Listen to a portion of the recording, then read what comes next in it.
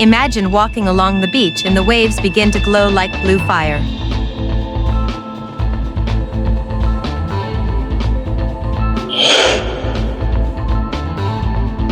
This isn't magic, it's bioluminescence, the light made by living things.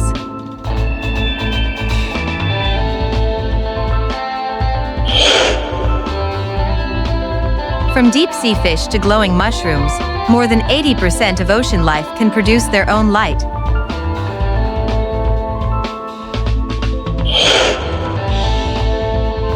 But why do they glow?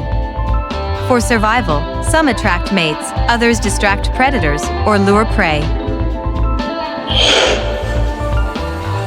On land, fireflies and glowing fungi also use this power. And some forests seem to glow after rain due to bioactive organisms. And the glow on beaches? It's caused by dinoflagellates, tiny plankton that light up when disturbed, like waves or footsteps. It's science, but it feels like magic. And it reminds us, Earth still has secrets left to shine. Like, share and follow World in a Spotlight for more trivias and facts that you want to know.